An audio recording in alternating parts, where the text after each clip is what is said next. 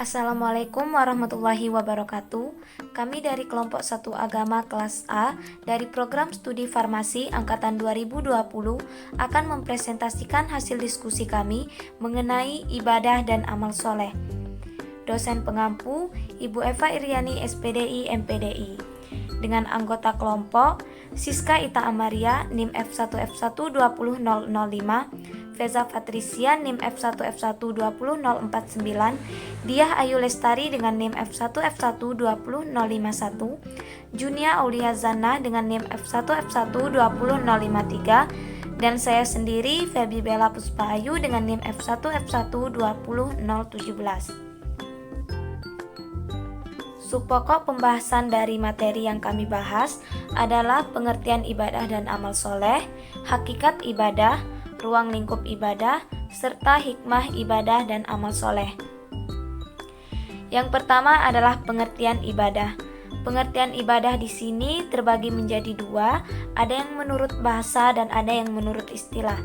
Pengertian ibadah menurut bahasa berarti pengabdian, sedangkan pengertian menurut istilah berarti mengesahkan Allah. Pengertian dari amal soleh. Pengertian dari amal soleh di sini adalah segala perbuatan dan tingkah laku yang Allah cintai dan Allah ridhoi. Dari pengertian amal soleh dapat kita pahami bahwa amal soleh jika kita kerjakan selain memberikan manfaat bagi diri kita sendiri, juga dapat memberikan manfaat bagi orang lain. Selanjutnya jenis-jenis dari amal soleh. Dari sisi perbuatan, ada amal jariah yang berarti perbuatan kebajikan yang dilakukan secara sukarela dengan mengharapkan ridha Allah Subhanahu wa Ta'ala. Ada amal ibadah yang berarti pekerjaan yang dilakukan sesuai dengan ketentuan-ketentuan hukum Islam. Dari segi subjek pelakunya, ada amal batiniah yang berarti amal yang dilakukan oleh hati, dan amal lahiriah yang berarti perbuatan yang dilakukan dengan anggota badan dan dapat diketahui melalui penglihatan ataupun pendengaran. Contoh amal lahiriah dengan anggota badan seperti menjenguk orang sakit, menolong orang dalam melakukan kebajikan, dan sebagainya. Sedangkan contoh amal lahiriah melalui ucapan seperti berbicara dengan pembicaraan yang baik, membaca Al-Quran, dan lain sebagainya. Selanjutnya, hakikat ibadah. Hakikat hidup manusia adalah tidak lain hanya untuk beribadah kepada Allah Subhanahu wa Ta'ala. Contohnya seperti sholat. Sholat yang menjadi nilai ibadah adalah yang sholatnya dilakukan untuk menjalankan perintah Allah.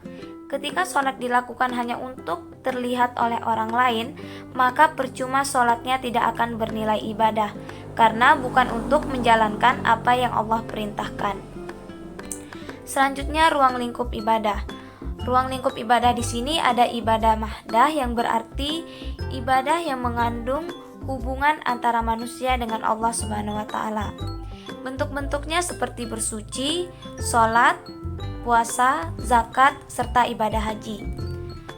Yang kedua ada ibadah ghairu mahdah yang berarti ibadah yang tidak hanya sekedar menyangkut hubungan dengan Allah, tetapi juga hubungan antara sesama manusia dan makhluk Allah Subhanahu wa Ta'ala yang lainnya. Contoh seperti zikir, dakwah, tolong menolong, dan lain sebagainya.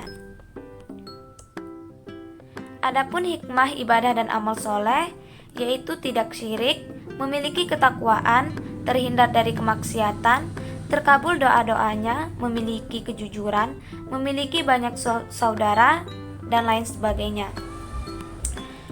Contoh ibadah Ramadan juga banyak mengandung hikmah, diantaranya seperti ketaatan kepada Tuhan dan rasa syukur kepada Allah, didikan kepercayaan terhadap diri sendiri, didikan rasa solidaritas, dan lain sebagainya.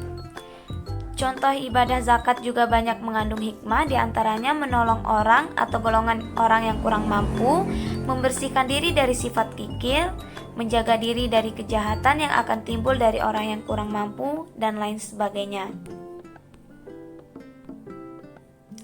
Sekian pembahasan dari kelompok kami. Jika ada salah kami mohon maaf. Kami tutup dengan wassalamualaikum warahmatullahi wabarakatuh.